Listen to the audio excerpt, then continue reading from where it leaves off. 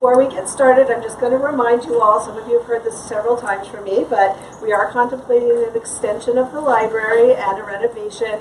We want to hear what you think about it. Come in, I've got some plans I can show you on my computer. We'll have some that are printed out pretty soon. So come see me. Want to hear your thoughts. We want this to be your library the way you want it. Now to the good part. We are so happy to welcome John Avlon to the library. Mr. Avlon is a senior political analyst at CNN and the author of the book Lincoln and the Fight for Peace, copies of which are available in the back there. He's going to talk about his new book tonight and Abraham Lincoln's plan to secure a just and lasting peace. We also have Roz Diamond's, a couple of her wonderful Lincoln works. So enjoy those as we hear this, and please welcome John Avlon.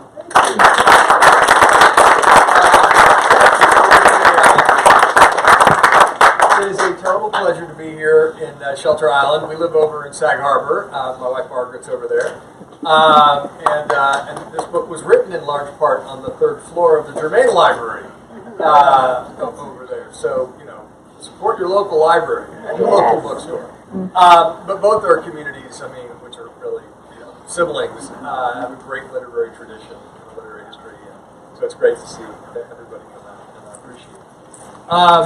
So let's talk Lincoln. Let's talk reconciliation. You know, as my wife is fond of pointing out, you know, only someone truly foolish would try to write a book about Abraham Lincoln, given the fact that you know, there have been 16,000 books about Abraham Lincoln, literally 16,000. So he's second only to Jesus. And so the question comes, you know, what in the hell do you have to say that's new? And it's a fair question. And just wanting to spend time with the guy, which is a real pleasure, is not a good enough reason. So when I came up with this idea of a book about Lincoln's plan to win the peace after winning the war, his vision for national reconciliation and reunification, and I called up some Lincoln scholars and folks to see, you know, if you know, the idea had been done before, maybe I missed a book, you know, was I reaching too much, was there there? And I remember visiting the guy from the Abraham Lincoln Bookshop in Chicago, Illinois, which was started by Carl Sandburg. There's this guy there who's been there for literally 50 years, and it's 3 amazing rooms just full of books of Lincoln. Yeah, and a few on the Civil War. But it's really, I mean, it's amazing. It's very focused.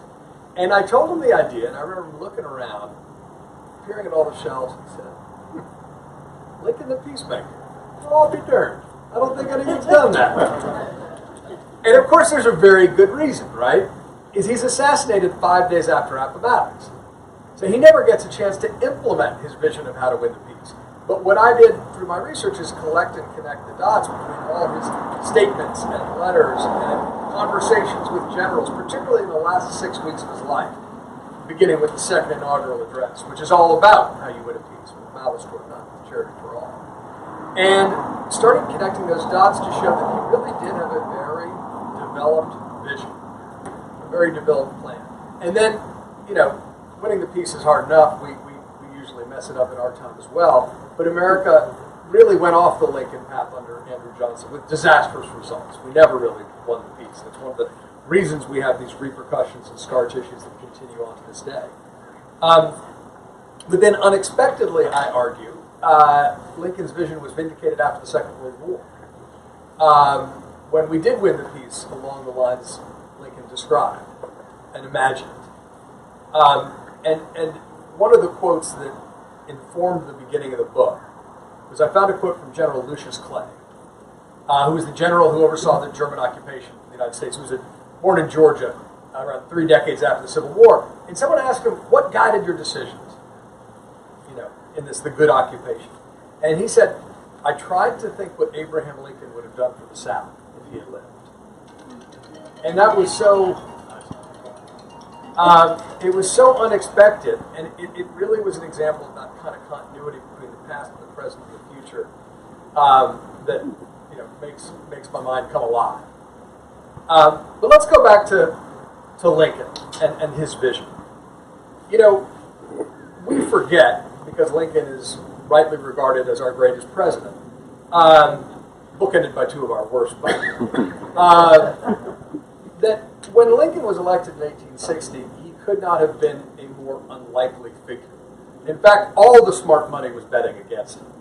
And for really good reason. First of all, he's representing an upstart third party that had never elected a president before, the Republican Party. He had no executive experience. Never been a mayor, a governor, senator. He had one term in Congress, like a decade before. He was a prairie lawyer who'd gotten famous because he gave a bunch of good speeches for a Senate campaign that he lost a few years before. He had no military experience. You know, the nation's, already inching towards civil war. And that's sort of like a French vibe. He did have an honorary appointment in as a captain in the Black Hawk War, and he used to joke that the most combat he saw was a couple of bloody fights with mosquitoes. Here's a guy who's got no executive experience, no military experience, representing a new political party from the western part of the country, and he is widely disrespected in his own time. Not only by the Democrats and the newspapers, but many fellow Republicans who didn't think he was radical enough on the issue of abolishing slavery. And yet his election is threatening enough that it spurs the South to secede. I mean, it literally spurs an insurrection by people who feel that he's not a legitimate president. Sound familiar? And that's part of the cautionary, tale. Is that I think we study history to give ourselves perspective on our own times, among many reasons. And it's a reminder of how dangerous things get when we get tribal politics. But it's not only Lincoln, the unlikely individual in this pivotal moment, but the stakes couldn't have been higher either. It's not just saving the Union, which is big enough. It's really defending democracy, because all the autocrats and monarchists, and oligarchs in Europe were all watching the U.S. disintegrate and saying, "I told you so." They were just waiting for this. They said, "We told you this Democratic Republic idea was foolish from the start. And of course it's going to fragment." And they were all going to wait to recolonize the continent. So Lincoln's fighting not only to save the Union and the Constitution and reject the idea of secession, but he's fighting for democracy. He's fighting for liberty. 4 million enslaved Americans of African descent, not recognized as citizens. But he's also fighting for something that's as big as those two things, which is this idea that in a democracy, in a civil war, on a scale which had never been fought before, that you can't simply pound your opponents into submission and salt their fields. If you're going to win the war, you need to win the peace. You need to find a way to live together again. And that's the most difficult, challenging problem of all. And that's what Lincoln really dedicates himself to. Even as he's pushing his generals to be more aggressive on the battlefield, even as he embraces a philosophy of unconditional surrender, he is thinking in a very deep way about how you win a peace and putting together plans to do so. So his prescription for winning the peace is unconditional surrender, followed by a magnanimous peace, building your opponents back up. And he understands that you need to deal with the root cause of the problem, slavery. You need political reform to reintegrate the Southerners back in the Union. But even as early as 1862, he starts working on economic plans to help the country grow after the Civil War and move its attention westward. So, he passes in 1862, legislation like land grant colleges, the Homestead Act, which encourages people to move west, the Transcontinental Railroad. He's setting up the structures to move the nation's attention west, to start depolarizing the North-South divide that the war had been fracturing upon. That's far-sighted leadership. And really the hallmark of the kind of leadership that thinks about how to reunite a nation in the middle of the war, that's a leadership style devoted to reconciliation. And it does depend on a kind of a magnanimous personality, not a vindictive one, which Lincoln certainly was. It depends on a personality that's able to look beyond the pain of the moment and to imagine a path toward a better future, and then to put policies in place to help that be created. But he also knew that there's a political dimension, an economic dimension, and a cultural dimension. And that's where the personal example of his leadership really matters.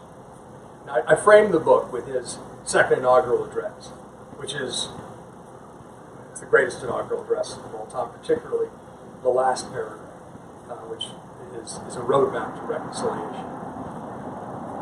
With malice toward none, with charity for all, with firmness in the right as God gives us to see them. Let us strive on to finish the work we are, to do all which may achieve a just and lasting peace for ourselves and all nations. But it's really Lincoln's actions in public and private that he believed could help the nation reunite and reconcile.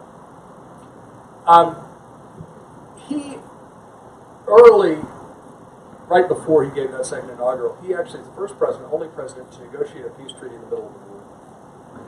He went on the River Queen, which is this presidential steamship of its time. It was the Aquatic Air Force One, to meet with 3 leading Confederates. It's depicted in the movie Lincoln by Spielberg. And they come to talk peace, and General Grant believes they're sincere. And Lincoln very characteristically begins sort of with a joke. He joked a lot, mostly to mask his own depression, but and he was very clear about his bottom line. And he gave them, on a piece of paper, 3 written indispensable conditions. He said, beyond these 3 conditions, y'all can have anything you want. You'll be very flexible at the details, but here are the 3 indispensable conditions. And the first 2 are kind of obvious, right? One is a resumption of federal authority. You have to accept the authority of the Union, the Constitution. We need to reunite as one nation. And implicit in that is there's no right in the Constitution to secession, which, by the way, was hotly debated up to that point. We don't talk about much today, unless occasionally you're from Texas or Arizona.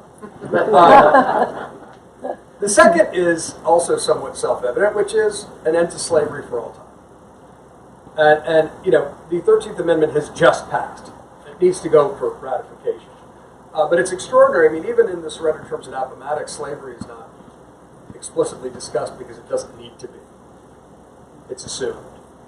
The third is the one that I think offers the most insight into the way his mind works and how far-thinking he is. And it's the least obvious. No ceasefire before surrender. Now, why would you insist as one of your indispensable conditions, no ceasefire before surrender? Because guess what? That would have been really popular. Lincoln goes off, he meets the Confederates, comes back and says, the shooting will stop, the killing will stop today. Here's a guy who's been denounced as a tyrant and a bully and a butcher of men, and this seems like a really good deal, and the Confederates are willing to offer. As a matter of fact, they have a really absurd plan they put in place. When I read this the first time, I was like, this can't be true. It is. They said, look, we have this great idea. We should grant a ceasefire, and then North and South will unite and invade Mexico together. And it's because the Emperor Maximilian had been sort of put in, by the French, and so this was, we'll unite by fighting a common enemy, we'll kick the French out, we'll defend the Monroe Doctrine, and then we'll work out the details. And Lincoln thought that was about as absurd as you did, but he had really specific reasons for it. First of all, you can't have a ceasefire without going through Congress, and if there's Congress grants a ceasefire, that's implicitly acknowledging that the South is an independent sovereign nation, which he never acknowledged all throughout the war. As a lawyer, because that would legitimize secession. The second thing, he said, the reason he's got to reject the idea of a ceasefire before surrender, though, is political, but it's profound. He believed, I think correctly, that if a ceasefire had been granted before an unconditional surrender, that the political will would have evaporated behind the need to ratify the 13th Amendment. And what Lincoln says all the time is, he said, no man desires peace more than I, but I'm unwilling to accept it on conditions of which would only guarantee the next war. If you don't remove the root cause of the war, then you don't really have a peace. And the fact that he understood that and was thinking that way and was willing to forego short-term victory and popularity to really get it done and done right because he was thinking about how you reconcile and reunite. And you have to remove that root cause. I think speaks to his greatness. And all throughout the meeting in the River Queen, he's cracking jokes. He's making his bottom line very clear. At the very end, Alexander Stephens, who he'd served with in Congress as the Confederate vice president. Oh, if anyone ever argues that that the Civil War was not about slavery, have him go read Alexander Stephens' cornerstone speech, where he says, like, really explicitly, like, the Confederacy is about slavery. He makes it very clear. This is a nation united to the idea that all men are not created equal. That was the entire thing. But at the very end, he says, well, I guess we're not going to be able to have peace on these terms, but is there anything I can do for you? And Stephens thinks for a moment and then says, well, my nephew's been a POW up in a camp up in Lake Erie. Would you release him? And he said, well, I'll trade him for someone of equal rank. But he's somebody who's constantly advancing kindness. And I think that's one of the profound things about Lincoln that we don't always see in the sort of stern, stentorian images of him. I think people's politics are reflections of their principles, but also ultimately rooted in their personality. And that's part of what's, I think, so compelling about Lincoln. He really is defined by an absence of malice. Sherman said about him, he said, of all the men I ever met, his goodness was equal to his greatness. And those things don't always travel together. But Lincoln, particularly when you study him and the reminiscences of the people with him, he's someone who reminds us that kindness is consistent with effective leadership. And he really was defined by empathy and honesty and humor and humility.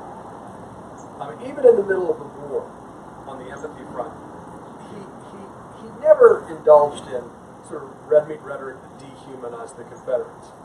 One little detail I like is he used to call Jefferson Davis and Robert E. Lee, in public and private, Jeffy D. and Bobby Lee. And what I love about that is it's kind of a subtle reminder that this is a familial thing.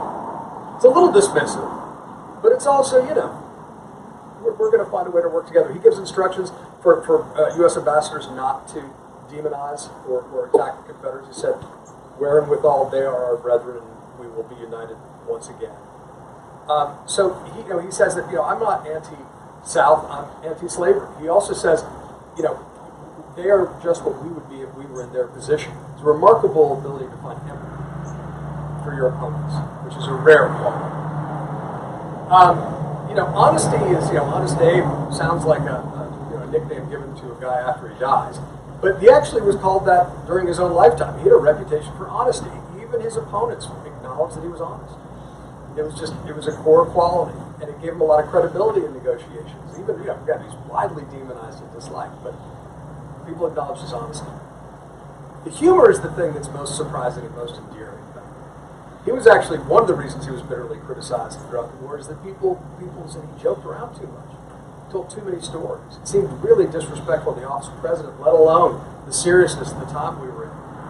And I found one story by his friend, Isaac N. Arnold, who was a congressman from Illinois, that really surprised me, but I think illustrates how Lincoln used humor. Not only as a means of communication, which he did very strategically. You could explain something complex through humor in a way that people can understand. But Isaac N. Arnold came to the White House one night after a brutal Union defeat early in the war. He wanted to check on his friend and see how he was doing. And these are dark days. And he goes up to the second floor, and he sees Lincoln reading by the fireplace, in an otherwise dark room. And he's laughing. He's laughing. He's reading a book by his favorite humorist, Artemis Ward. And Arnold is furious at his friend. He says, how can you laugh at a time like this? And then Arnold recounts in his memoir that Lincoln looked up at him, and his eyes beginning to fill with tears. He threw the book on the ground. He said, don't you understand that if I could not find a way to laugh, my heart would break and I could not do my job. And so he's somebody who very consciously also used humor as a means of self-medication. Which I think is a profound insight into the personality. And finally, humility, which I mean moral humility. It's not that he wasn't ambitious, he was. One of the cool details is his aides used to call him, one of their nicknames for him was the tycoon. Because he was able to sort of build this political empire out of whole cloth. And he was a canny politician. But he had moral humility, which is not a quality we see in a lot of politicians today or at any time. And I think the second inaugural is a good illustration of that. It's a 701 word speech, and everyone remembers the last paragraph, which is a very New Testament paragraph. But the rest of the speech is very Old Testament. This is the Civil War is punishment from a vengeful God for the original sin of slavery. And he's punishing all of us. Right? It's not, there's no moral equivalence between the North and South in the speech. Right? This is the problem of the war is about slavery. It's a problem located primarily in the South. But he says, look, we're partly responsible as well. There's no moral equivalence, but he's not going to let the North off easy with a sense of moral superiority. Because he says, we bought the rice. We bought the cotton. We were part of this. And so we all have to suffer together until God in his own good time will decide that this war will end. And that's tough medicine. Although people in the crowd, it was the first integrated inaugural, and the free blacks and black Union soldiers, 180,000 of which who fought in the war, 25 who won the Medal of Honor, really understood it and started punctuating the speech with call and response. Frederick Douglass, in particular, who was sitting in the front row, understood that. It's a spirit of moral humility, and I think that's where a lot of Lincoln's political strength comes from. He balances moderation with moral courage. That combination is something we don't see much normal. But the fact that he's able to have moral courage while still retaining a sense of humility, not assuming moral superiority, that's a rare quality that distinguishes reconciling leaders. That I think defines them.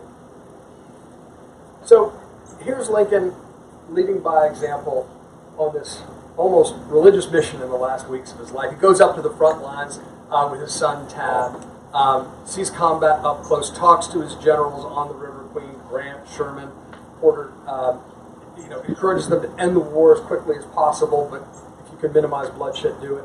After Richmond falls, he goes there at enormous risk on Tad's birthday. It's one of the most cinematic moments in American history. The city's not even secure. I opened the book that way. I'll read you the opening paragraph because it's quite a moment. So here's the beginning of the book. It says, April 4th, 1865. Abraham Lincoln walked into the burning Confederate capital, uphill from the river, passing abandoned slave markets on his right, holding his son Tad's hand on the boy's 12th birthday. After 4 years of civil war, the President of the United States was in Richmond. Now he knew all the suffering had not been in vain. Liberty and union would defeat slavery and secession. He did not stride into the city like a conquering hero, flanked by a vast army. Instead, he arrived on a longboat with a small crew, including an admiral, a bodyguard, and a dozen sailors who acted as oarsmen. There was no military escort waiting to greet them as they scraped ashore. They were strangers in a strange land, wandering past burnt-out buildings that jutted up like tombstones as smoke billowed against the blue sky. A low murmur rose among the ruins at the sight of the 6'4" man in black, slightly stooped, topped by his signature stovepipe hat. A crowd of liberated slaves gathered around Lincoln. They grabbed his clothes and fell at his feet. "Don't kneel to me," Lincoln gently rebuked them. "That is not right. You must kneel to God only and thank him for the liberty you will afterward enjoy." It's an extraordinary moment. The city is not yet secure. Lincoln walking and holding the boy's hand, and they had, they'd gotten lost in effect, and they entered the city without any, knowing where they were going, and they were first discovered in effect by a bunch of newly liberated slaves. Lincoln's whole trip in Richmond, he exhibits that same kind of magnanimity. One of the stories that gets handed down, which I love, is before he leaves the front lines, he visits a military hospital. And there are hundreds of wounded Union soldiers. He does what presidents do to this day. Walter Reed, who goes by the bedside, introduces himself, and hears their story. So we hear their story. And he's an emotional guy. He gets overcome with emotional awe. And as he's getting ready to leave after doing this for hours, shaking hundreds of hands, he notices a smaller tent out back, and he asks a doctor who was touring him around, "What's that over there?" And the doctor kind of haughtily says, "You don't need to worry about that. You don't need to go there. Those are just wounded rebel soldiers." And Lincoln says, "That's exactly where I do need to go." And he goes and he does the same thing for them. And decades later, they didn't forget. And that's the personal quality of leadership that Lincoln was looking to carry forward. And indeed, in the last day of his life, the last cabinet meeting, he's talking about how we need to be more magnanimous. He's preparing for fights with the radical Republicans in his own cabinet. He doesn't want to give amnesty to the people who should have known better, members of Congress, the courts, the military. He doesn't want to hang them, which, by the way, is the traditional punishment for treason. But he just doesn't want them to gain their power back immediately, because he knows he needs to remake the South. But he doesn't want to rip it up by the roots. He needs local buy-in for Reconstruction. But of course, he's assassinated, and on Good Friday, which brings a lot of Jesus parallels in the pulpits that Easter Sunday weekend. And then the nation goes in a disastrously different direction under Andrew Johnson. And I like to discuss the afterlife of ideas in my book, and I did that for my most recent one on George Washington's farewell address. But really, Johnson is the anti-Lincoln. He's not magnanimous. He's vindictive. He's not moderate. He's alternately radical and reactionary. He doesn't believe in reconciliation. I found a great quote from the Atlantic at the time saying he was egotistic to the point of mental disease. So I said, "Oh, we've seen that before."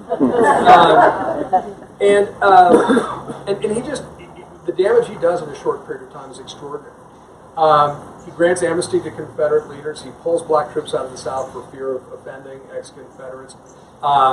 And yet his actions provoke enough of a backlash that radical Republicans get full control over Congress, try to impeach him, and the South doesn't feel, their sense of vengeance and resentment only grows despite Lincoln's vision, and of course, ultimately, emancipation and equality is traded for some semblance of order in the South and Jim Crow. Segregation replaces slavery after vigilante groups fill in the gaps and things like the KKK, and they use voter intimidation and voter suppression and election subversion to restore power.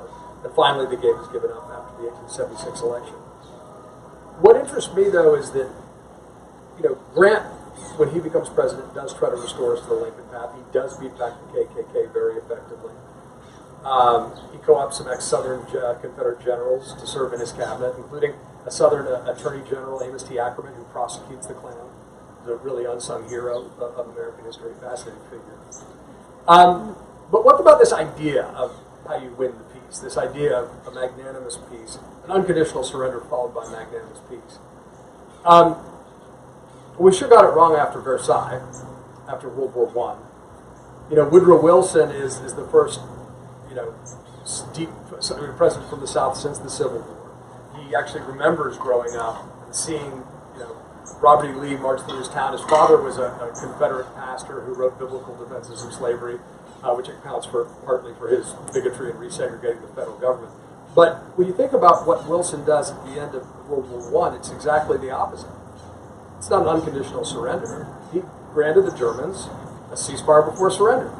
The Germans didn't have any Allied troops on their soil. They never really accepted defeat. And then, instead of a magnanimous peace, we did punishing reparations without the political will to enforce them. It's the worst of all worlds, and it's the exact opposite of Lincoln's vision. Unconditional surrender followed by a magnanimous peace. And so as the French, what the leading French general said at the time, this isn't a peace, this is a ceasefire for 20 years. And of course it was. What's interesting is the generation that won the Second World War did implement Lincoln's lessons. They're the grandchildren of the Civil War generation. It's hard to remember that, but they really are. They're the grandchildren of the Civil War generation. And very explicitly, Churchill and FDR and the Allies' official policy was unconditional surrender followed by a magnanimous peace. Roosevelt asked about this at a press conference. His press secretary, by the way, to give you a sense of how incestuous everything is Stephen Early, who's the direct descendant of Jubal Early, the Confederate general. And he gets asked about this, and he tells a whole story that I excerpt in the book about Appomattox, about Lee's surrender to Grant, and what we mean by an unconditional surrender. It was Lincoln's vision. And then, of course, when he dies, Truman and Marshall, the occupations of Germany and Japan, are predicated upon this idea of a magnanimous peace. We're going to build our enemies back up. We're going to ensure justice and accountability for the leaders. But there were people, including in the cabinet, who wanted a much more vengeful peace. And Harry Truman said, keeping in mind that his mother refused to sleep in the Lincoln bedroom because she resented him so much. He said, I don't want resentment to be this generation's gift to the world. The only way to have lasting peace is to build build your enemies back up. And what Truman and Marshall and Republican Arthur Vandenberg did with the Marshall Plan is absolutely extraordinary. In some ways, it's the apotheosis of Lincoln's vision. It's the opposite of reparations. It's an investment in peace. The nation was tired. They're asking to spend an enormous amount of money over 3 years, and yet they sell it on a bipartisan basis. It's overseen by Republican administrators who controlled Congress at the time. And we rebuilt our enemies back up, and it served as a bulwark against communism, and we instituted international organizations that hold on to this day. And so, I think, one of the real lessons, we study history to learn lessons, I think. I'm interested in applying history. But I think we've taken our democracy for granted, and perhaps now we don't. But certainly in Lincoln's time, they learned the danger of that. And I think we've taken some of the international organizations that the World War II generation put in place that helped win the peace for 70 years, for granted, until recently. And now we can, I think, recognize their wisdom. What's extraordinary is the extent to which Lincoln's legacy is really rooted in these visions of how you win a peace. And even though he wasn't able to implement in his lifetime, it did carry forward quite consciously through the generations and proved its virtues on the global battlefield. And that simple message of balancing unconditional surrender with magnanimous peace, balancing the arrows with the olive branch, that is the sweet spot that shows a deep empathy and understanding of human nature.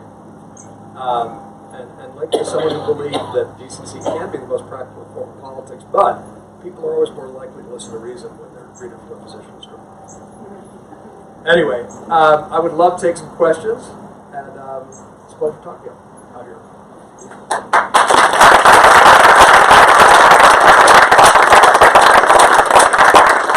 wants to go first? Carrie family in the house. I really, really love the part that you were just talking about where they went to Richmond and all those wonderful details, and it was so intimate because of him and Tad. But there, and in a lot of places in the book, I found I was dealing with so much sadness, and I wondered how it was for you writing. Did you have to contend with that to get through it? Well, so did you ever hear the question? You want me to repeat? Yeah. So,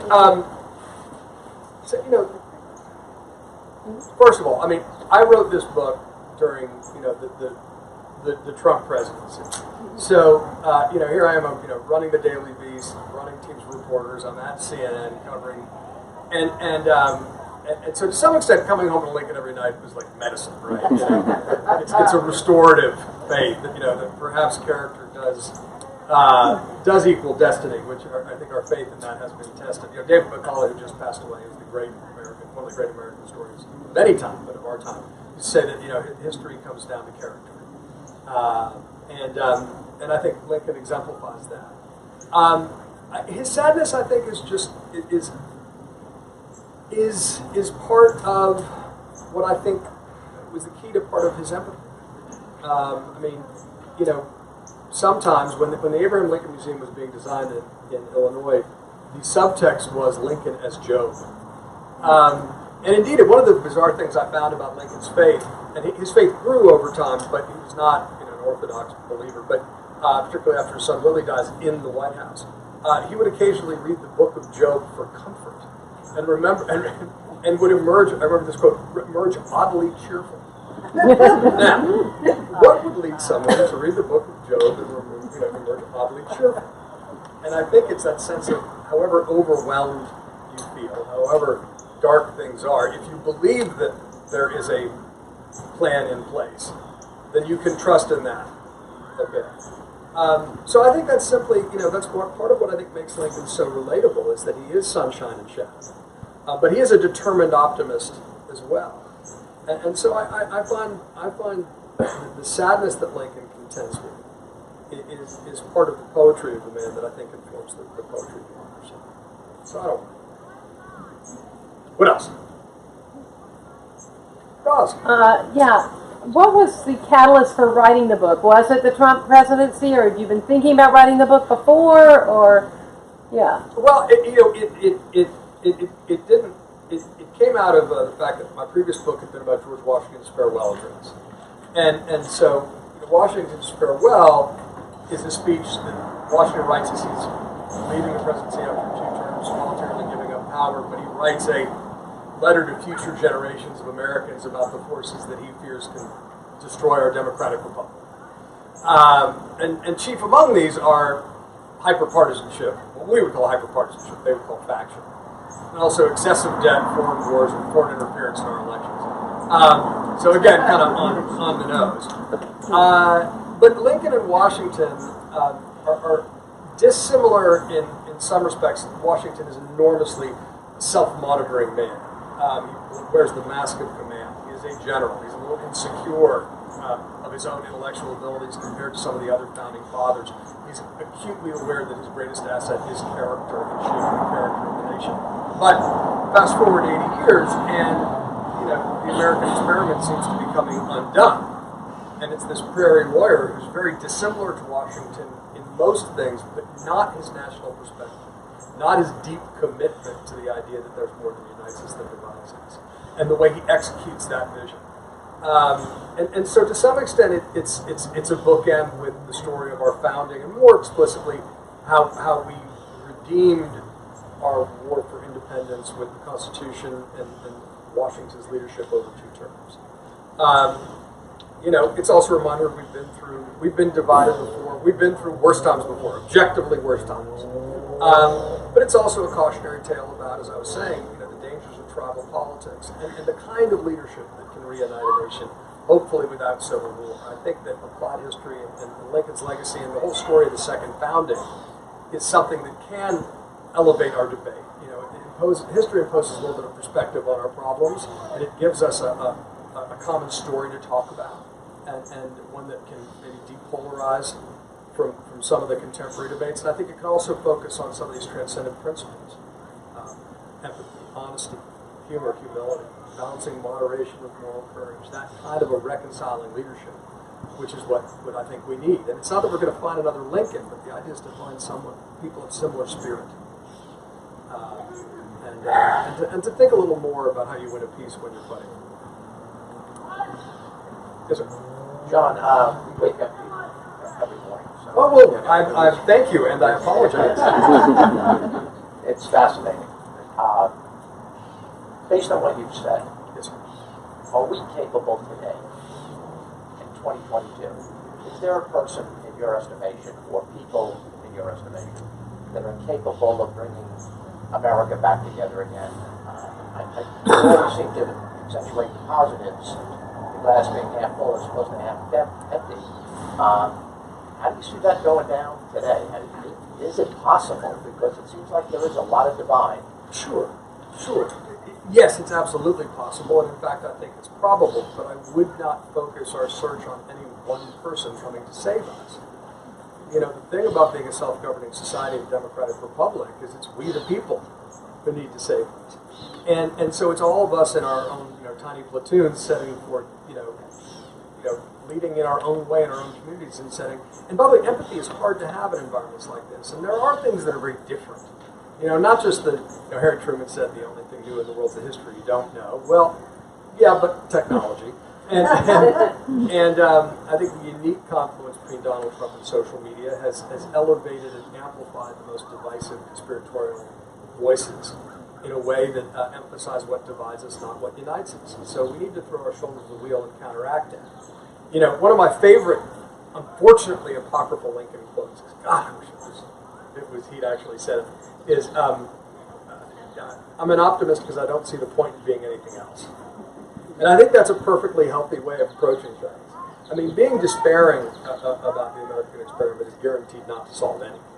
And we have been far worse before, and I think many folks without as much historic experience sort of maybe think that we're entitled to easy times. And that's not remotely true at any time in human history. So these are a set of unique challenges, and they are different. We've never had a chief executive who actively divided more than united. I mean, even our most flawed executives had self-conceptions about how they were doing that. But even this whole idea of being too nostalgic for points in our past. I mean, in the late '60s and '70s, we were divided differently, but at least divided as we are today. I mean, there was mass violence from anti-government groups, bombings and shootings and certainly political assassinations. And God, I hope we don't have to go through that again. But again, we need to sort of learn the right lessons and look for people of a certain spirit. People who do are not. This pendulum swing between radicals and reactionaries is dangerous for a republic. One of the things the founders understood is that anarchy is the quickest path to tyranny. And so I think we do need to elevate leaders broadly from the center, but ones who are soulful centrists, as I described Lincoln. People who can use humor and scripture and logic to help depolarize debates. Understanding that you're not going to win everybody over. Washington and Lincoln are revered now. They were widely hated in their time. But you can't worry too much about those folks. I think it is about the integrity and character of the leaders we put forward, and then the way individual citizens can manifest it. And I do think we need to all, in our own imperfect way, set forward that example. And that takes a bit of determined optimism. It's very discouraging to see that, a third of the country, believes a self-evident lie about an election, 2 years later. That's discouraging. That's frustrating. And it can test our empathy. But that's not a sufficient reason remotely a sufficient reason to give up, especially because, we're still the last best hope to learn. And if anything, I think the global contest, certainly between autocracy and democracy, means what we really need to do is double down on liberal democracy. And in some ways, I think we're in better shape than we were 2 years ago. We shouldn't forget that. What else? Yes, sir. Besides his obvious moral leadership in Bonamy, how on earth did he deal with the folks who felt that Jeffy D and Billy, whatever his name was, should be hung? Oh, there's some great stories about that.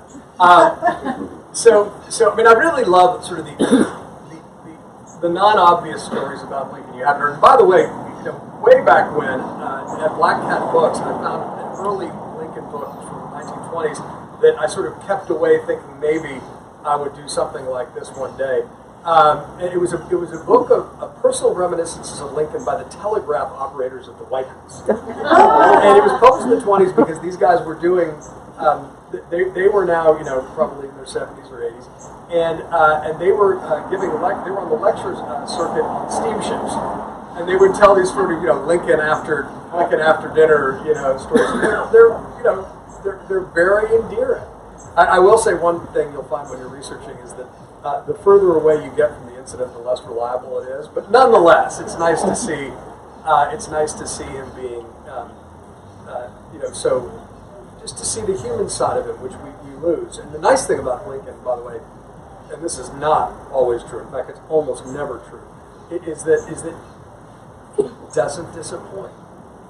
He loses his temper occasionally. He gets frustrated at folks, and I'm about to tell a story to that effect, but he's never mean or petty. He doesn't tear people down to get ahead. He's a kind man.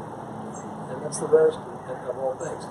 On these way back from City Point, where he's been on the front lines after touring Richmond, he's on the River Queen, and they're steaming back towards Washington. And it's literally during the day when Appomattox occurs, and he's out of contact uncharacteristically for the whole day. He's traveling with Mary, his wife, and Charles Sumner, who's the frenemy. He's a radical Republican senator. He fights with them a lot because he thinks John Hay, his secretary, calls them the Jacobins. They always want to make the perfect enemy the good, And Mary, and he alternately reads just from humorous, and he does dramatic readings from Macbeth.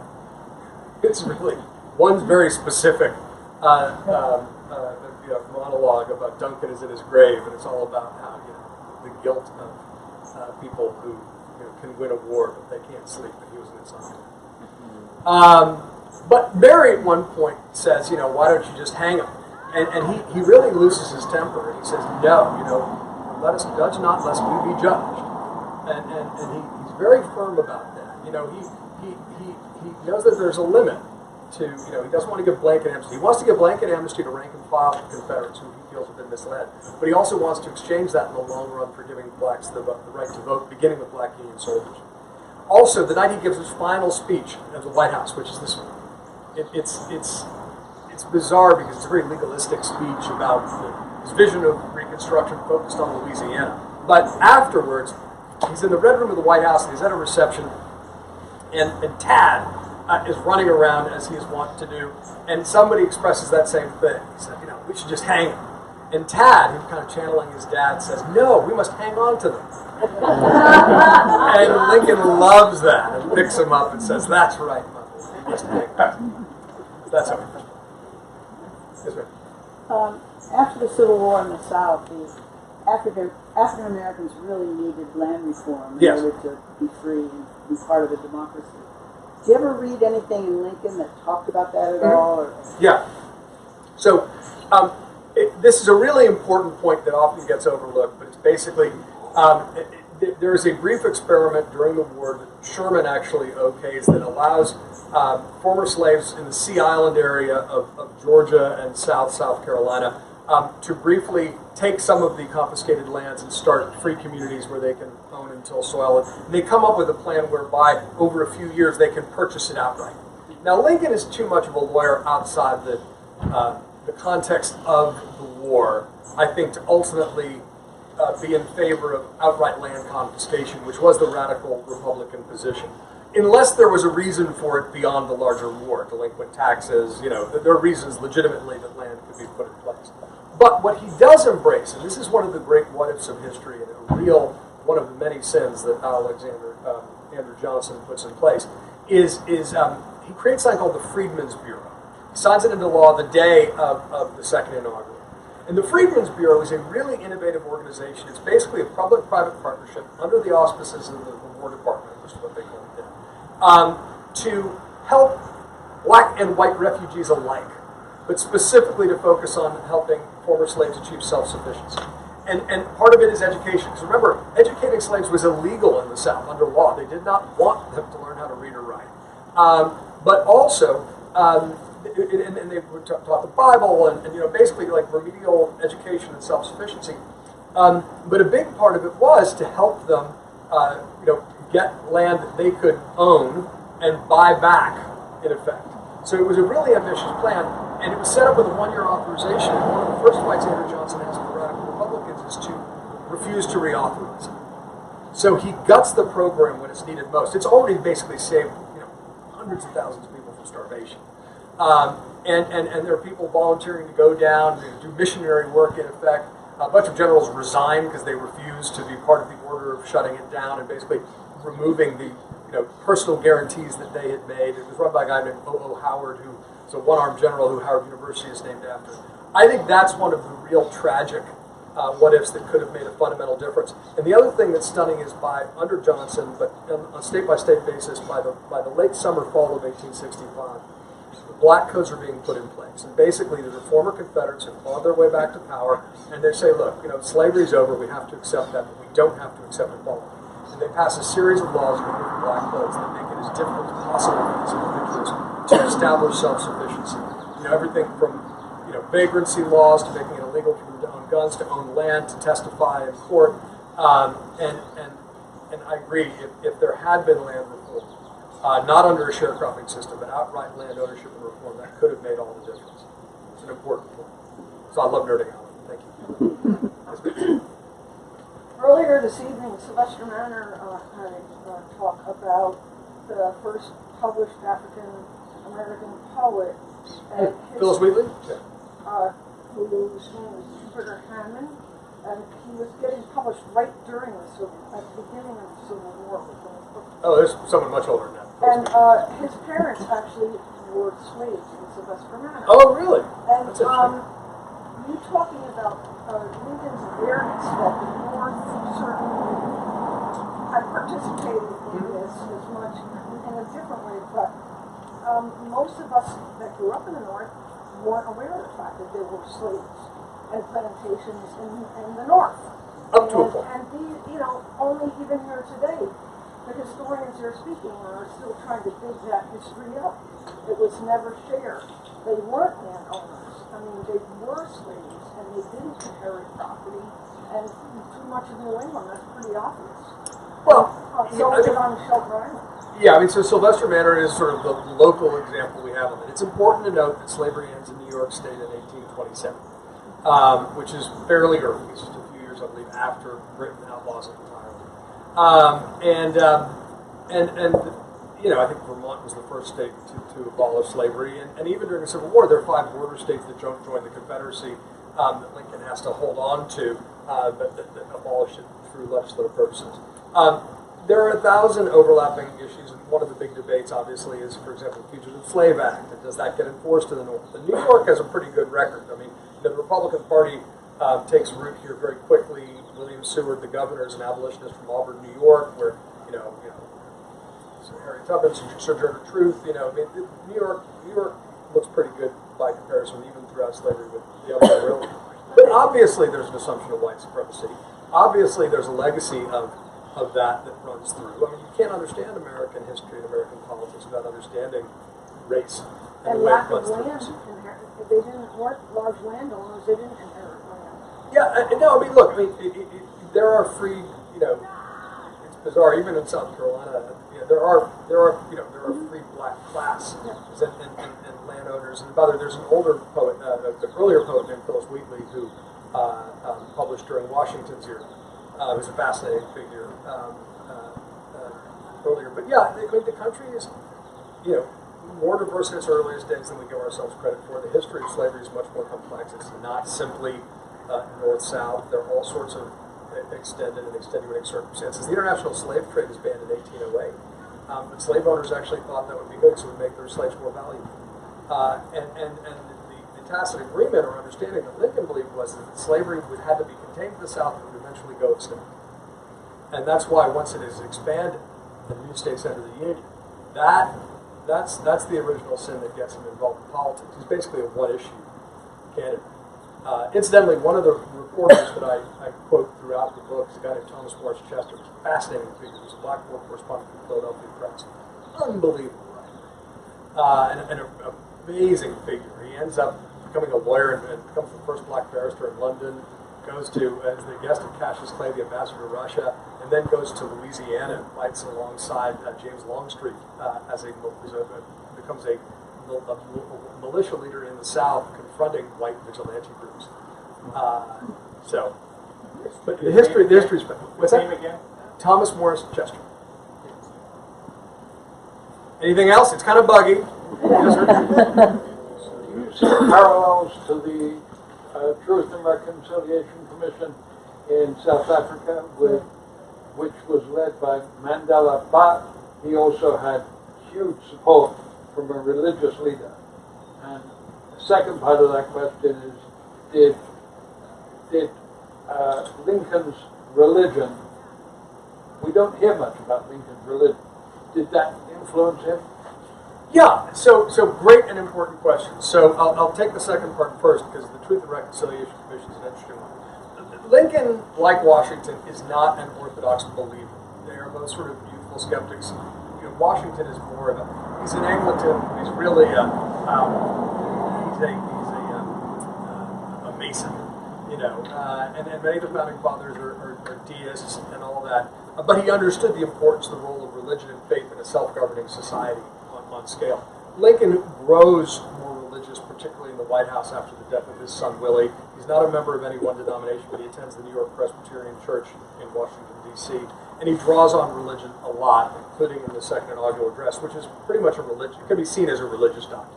It has more biblical allusions and quotes than any other inaugural address. And I think he is inspired, by the book of Job, and not only that, in the book of Isaiah comes up a lot in Lincoln. So I think his faith does inform him in ways that are that give him real strength and fortitude. But it's not a doctrinaire orthodox faith. There are a lot of people who try to claim it. He never is a member of any denomination. The issue of Truth and Reconciliation Commission, which obviously is put in place quite effectively after apartheid. Obviously, that innovation didn't occur. I think one of the key insights is that truth needs to precede reconciliation. In the absence of that, it's difficult to have true reconciliation until there's a real accounting, which can be done in a spirit of atonement without vengeance. And I think one of the things that Lincoln couldn't have appreciated, for example, is the intergenerational trauma of slavery. That's something that's just not on people's awareness, for example. But it's interesting, Mandela's biographer, John Carlin, when Mandela died, wrote an obituary for him called Africa's Lincoln. And he talked about the parallels between Mandela and Lincoln, primarily because if you think about the word reconciliation, it's about taking a divided system and making it whole and consistent. And what Lincoln and Mandela both do is not the typical political thing, which is to divide to conquer. That's the easy way to gain power. It's much harder to try to lift everybody up on a higher standard and to inspire people to that higher plane of equality. And both men did it. I'll read you both quotes. It's quite relevant. Lincoln's legacy in terms of inspiring people like Gandhi quite explicitly, and inspiring Martin Luther King and Nelson Mandela and later on. Here's the quote about Mandela. Mandela, by the way, quoted the Gettysburg Address and the Second Inaugural. But here's what John Carlin wrote in a eulogy called Africa's Lincoln. It says, "The big truth is that Mandela, like Lincoln, achieved the historically rare feat of uniting a fiercely divided country. The feat is rare because what ordinary politicians have always done is seek power by highlighting differences and fueling antagonisms. Mandela sought it by appealing to people's common humanity." And that's what reconciling leaders do. They rise above tribal divides to focus on our common humanity. They restore harmony by confronting contradictions with the goal of making a divided system whole and consistent. And that helps create the conditions for a just and lasting peace, but there needs to be follow-through. So I do think that's one of the great what-ifs, but that was not a tool in anyone's toolkit. I don't want to... Nope. It's my wife, so I have to take it. Just really quick, tell about the cover. Really? Okay. It's a great story. It is. It underlines the point. It sort of does. I love the cover, and so Hold it up so people can see. all right. So so this is a portrait of Lincoln by N.C. Wyatt, who's a great sort of American painter, father of Andrew Wyatt, and he sort of does like mythological America, stuff, which I have a soft spot for. And I found this picture, and I'd never seen it before, and it turns out it's owned by the University of Iowa at Ames, and it was commissioned by the John C. Hormel Meatpacking Company for a calendar in 1940. And the calendar series is called The Making of America, and it's all these scenes from America's sort of first, 100-odd years. And there are two of Lincoln, and this is December. And I found subsequently, it's he called it With Malice Toward None. So it's Lincoln giving the second inaugural. And he's out of context. He's sort of ascending into the heavens. He's an ethereal, elemental Lincoln. But when you think about the time, of course, there's an anticipation that America could very well be drawn into a world war, which is raging everywhere but North America. And part of what Wyatt is trying to communicate is, we don't know if the storm clouds are receding or approaching.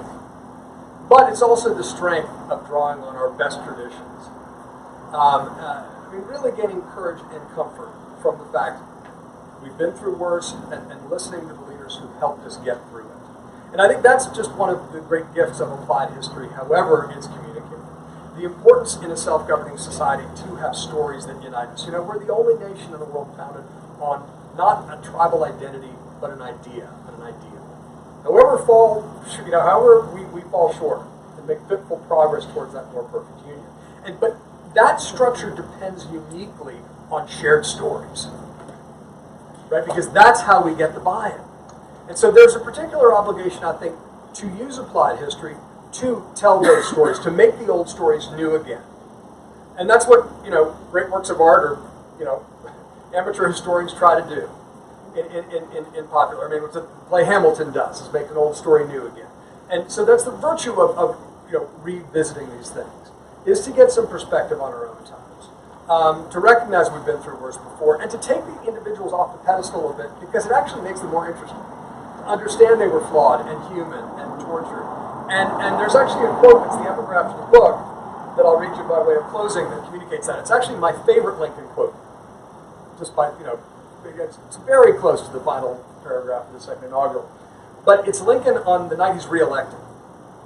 And, that itself, the story of the 1864 election is extraordinary, and I get into it in the book. But Lincoln says this. He says, human nature will not change. In any future great national tribe, compared with the men of this, we shall have as weak and as strong, as silly and as wise, as bad and as good. Let us therefore study the incidents of this as philosophy to learn wisdom from, and none of them as wrongs to be repeated and revenged. Anyway.